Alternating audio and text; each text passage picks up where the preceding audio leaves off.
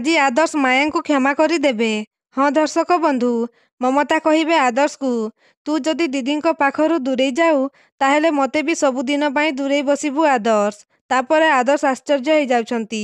ଆଉ କହିବେ, କି କଥା କହୁଛ ଖୁଡ଼ି? ମିସେସ୍ ମହାପାତ୍ର ତମକୁ ଏତେ ଇନସଲ୍ଟ କଲା ପରେ ବି ତମେ ତାଙ୍କୁ ସପୋର୍ଟ କରୁଛ ଖୁଡ଼ି। ବଟ୍ ଆଇ ଆମ୍ ସରି। ଏବେ କିନ୍ତୁ ମୁଁ ମୋ କଥାରୁ ପଛକୁ କେବେ ବି ହଟିବିନି ଖୁଡ଼ି। ଯୋଉ ପର୍ଯ୍ୟନ୍ତ ପଲ୍ଲବୀଙ୍କ ଉପରୁ ସେ ସଜା ଉଠେଇ ନାହାନ୍ତି ସେ ପର୍ଯ୍ୟନ୍ତ ମୋର ବି ଏ ପ୍ରତିଜ୍ଞା ରହିବ। ଆଉ ହଁ, ମିସେସ୍ ମହାପାତ୍ରଙ୍କୁ କହିଦେବେ ଖୁଡ଼ି, ଏ ଖିଆପିଆ ଛାଡ଼ିବାର ନାଟକ ନା କରିବେନି। କାରଣ ଘରେ ଖାଇବା ମିଳୁନି ତା ମାନେ ଆମେ ଭୋକରେ ଅଛୁ। ଘରେ ଖାଇବା ନ ମିଳିଲା ତ କ'ଣ ହେଲା, ଆମେ ବାହାରେ ବି ଯାଇ ଖାଇପାରିବୁ। ଆଉ କହିବେ, ମୁଁ କିଛି ଦିନ ଅପେକ୍ଷା କରିବି। ଯଦି ତା ଭିତରେ ଏଭଳି ବ୍ୟବହାର ପଲ୍ଲବୀଙ୍କ ସହିତ ଜାରି ରହିବ ତାହେଲେ ବାଧ୍ୟ ହୋଇ ଆମେ ଦି ଜଣ ଏ ଘର ଛାଡ଼ି ଚାଲିଯିବୁ। ପରେ ପଲ୍ଲବୀ, ମାୟା, ମମତା ସମସ୍ତେ ଆଶ୍ଚର୍ଯ୍ୟ ହେଇଯାଉଛନ୍ତି। ପୁଣି ଆଦର୍ଶ ପଲ୍ଲବୀଙ୍କ ହାତକୁ ଧରି କହିବେ, ଆସ ପଲ୍ଲବୀ, କହି ତାଙ୍କ ରୁମ୍କୁ ଚାଲିଯିବେ।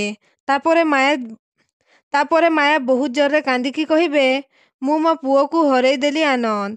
ଇଏ ମୁଁ କ'ଣ କଲି, କ'ଣ କଲି ମୁଁ, କ'ଣ କଲି କହି ବହୁତ କାନ୍ଦିବେ। ପୁଣି କହିବେ, ମମତା, ମୁଁ ମୋ ଜିଦ୍ ଫେରେଇ ନଉଛି। ପଲ୍ଲବୀ କିଚେନକୁ ଗଲେ ମୋର କୌଣସି ସମସ୍ୟା ନାହିଁ। କିନ୍ତୁ ତମେ ପ୍ଲିଜ୍ ଆଦର୍ଶକୁ କୁହ ସେ ମୋ ସହିତ ଏମିତି ବ୍ୟବହାର ନ କରୁ। ମୁଁ ସହିପାରୁନି। ତାପରେ ମମତା କହିବେ, ଦିଦି ପ୍ଲିଜ୍ ତମେ କାନ୍ଦନି, ତମେ ମୋ ସାଙ୍ଗରେ ଆସ। ତାପରେ ସମସ୍ତେ ସେଠାରୁ ଚାଲିଯିବେ। ତାପରେ ନୀଲମ କହିବେ, ମାୟା ଆଣ୍ଟିଙ୍କୁ ଆମ ଆଡ଼କୁ ଆଣିବାର ଏଇଟା ହେଉଛି ସୁବର୍ଣ୍ଣ ସୁଯୋଗ। ତମେ ଖାଲି ଦେଖ ଆସନ୍ତାକାଲି ଏ ଘରେ ବାଜି କେମିତି ପଲଟୁଛି। ତମ ଭଳି ଏମିତି ଚିଲ୍ଲାଚିଲ୍ଲି କଲେ କିଛି କାମ ହାସଲ କରି ହେବନି। ବ୍ରେନ୍ ଖଟେଇବାକୁ ପଡ଼ିବ, ବ୍ରେନ୍। ଏ ଘରେ ସବୁଦିନ ରହିଯିବା ପାଇଁ ଏଇଟା ହେଉଛି ଚାନ୍ସ। ମାୟା ଆଣ୍ଟିଙ୍କୁ ମୁଣ୍ଡ ରଖି କାନ୍ଦିବା ପାଇଁ ଏବେ ଗୋଟେ କାନ୍ଧ ଦରକାର। ଆଉ ସେ କାନ୍ଧ ହେବ ତମେ, ମମତା ଆଣ୍ଟି ନୁହନ୍ତି। ତାପରେ ସକାଳେ ନୀଲମ କହିବେ, ନାଇଁ ମାମା, ତମେ ମାନ ସମ୍ମାନ ଇଜ୍ଜତ କଥା ପାଟିରେ ଧରନି। ମୁଁ ତମକୁ ଯାହା କହିଛି, ଯାହା ଶୁଣେଇଛି ବାସ୍ ସେତିକି କରିବ। ବାକି ସବୁ କଥା ମୁଁ ବୁଝିବି। ତାପରେ ବ୍ୟାଗ୍ ଧରି କହିବେ, ଏବେ ଚାଲ ଆମେ ଆମର ନାଟକ ଆରମ୍ଭ କରିଦେବା। ତାପରେ ଯାଉଥିବେ, ଆଉ ମାୟା ଆସିବେ, ଆଉ ବ୍ୟାଗକୁ ରଖିଦେବେ, ଆଉ କହିବେ, ତୁ କୁଆଡ଼େ ବି ଯିବୁନି ଦିଦି। ତାପରେ ରୁବି କହିବେ, ନାଇଁ ମାୟା, ମୋର ଏବେଠୁ ଚାଲିଯିବା ହିଁ ଠିକ୍ ହେବ। ତୁ କ'ଣ ଦେଖିପାରିଲୁନି ଆଦର୍ଶ, ଆନନ୍ଦ, ବିନୋଦ ସମସ୍ତେ କେମିତି ମୋତେ ଏ ଘରୁ ଚାଲିଯିବା ପାଇଁ କହିଲେ? ଆରେ ମୋତେ ତ ତୋରି ଚିନ୍ତା ଲାଗୁଛି, ସେଥିପାଇଁ ଏସବୁ କହୁଛି। ନହେଲେ ତମ ଘର କଥାରେ ମୋର କ'ଣ ଯାଏ ଆସେ? ମୋ ପୁଅ ବୋହୂ ତ ସବୁଦିନ ଫୋନ୍ କରି ମୋତେ କହୁଛନ୍ତି ଯେ ଘରକୁ ଚାଲି ଆସ ବୋଲି।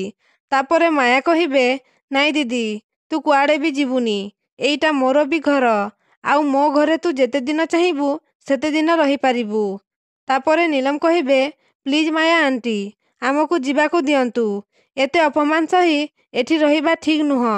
ଆଉ କହିବେ, ଆଣ୍ଟି, ଆମେ ଆମ ଅପମାନ ତ ସହିଯିବୁ, କିନ୍ତୁ ପଲ୍ଲବୀ କଥାରେ ପଡ଼ି ଆଦର୍ଶ ଆପଣଙ୍କୁ ଯୋଉ ଇନସଲ୍ଟ କରୁଛି ଏସବୁ ଆମେ ସହିପାରୁନୁ।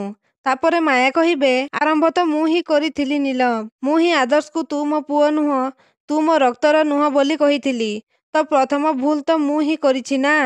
ତାପରେ ରୁବି କହିବେ, ଆରେ ଦୁନିଆରେ ପିଲାମାନଙ୍କୁ ମାଆମାନେ ଏତେ ବାଡ଼ାପିଟା କରୁଛନ୍ତି, ତା ମାନେ କ'ଣ ସେମାନେ ଭୁଲ କରୁଛନ୍ତି? ପୁଣି କହିବେ, ଆରେ ମା ଯାହା କରେ ପିଲାର ମଙ୍ଗଳ ପାଇଁ କରେ। ଆଦର୍ଶ ଯଦି ଏ କଥାକୁ ବୁଝି ନ ପାରି ତୋ ସହିତ କଥାବାର୍ତ୍ତା ବନ୍ଦ କରି ତୋତେ ମା ନ ଡାକି ମିସେସ୍ ମହାପାତ୍ର ବୋଲି ଡାକିବ, ସିଏ କୋଉ ପୁଅରେ ଗଢ଼ା ମ? ତାପରେ ନୀଲମ କହିବେ, ମୁଁ ଜାଣିଛି ମାୟା ଆଣ୍ଟି, ଆପଣଙ୍କୁ ବହୁତ ଖରାପ ଲାଗିଛି, ଆପଣ ହର୍ଟ ବି ହେଇଛନ୍ତି, କିନ୍ତୁ ଆପଣ ସେ କଥା ମୁହଁ ଖୋଲି କହିପାରୁନାହାନ୍ତି। ପୁଣି କହିବେ, ଥରେ ଭାବନ୍ତୁ ମାୟା ଆଣ୍ଟି, ଆପଣ ବି ଆଦର୍ଶ କଥା ଭାବି ଭାବି ଦିନମାନ ଖାଇନଥିଲେ, କିନ୍ତୁ ସେ କଥା ପାଇଁ ଆଦର୍ଶକୁ ଟିକେ ବି ଚିନ୍ତା ଲାଗିଲାନି। ଆଉ ପଲ୍ଲବୀ ଖାଇ ନଥିଲା ବୋଲି ଆଦର୍ଶକୁ ବଡ଼ ଚିନ୍ତା ପଡ଼ିଗଲା। ଆଉ ସେଇଥିପାଇଁ ଏତେ ବଡ଼ ହଙ୍ଗାମା ଠିଆ କରିଦେଲା ଘରେ ସିଏ। ଏ କଥା ଥରେ ନୁହେଁ ଆଣ୍ଟି, ବାର ବାର ହଉଛି। ତାପରେ ମାୟା ଆଶ୍ଚର୍ଯ୍ୟ ହେଇଯାଉଛନ୍ତି। ତ ଦର୍ଶକ ବନ୍ଧୁ, ଏବେ କ'ଣ ମାୟା ନୀଲମ ଆଉ ରୁବି କଥାରେ ପଡ଼ିଯିବେନି ତ? ଆମକୁ କମେଣ୍ଟ ମାଧ୍ୟମରେ ନିଶ୍ଚୟ ଜଣାନ୍ତୁ।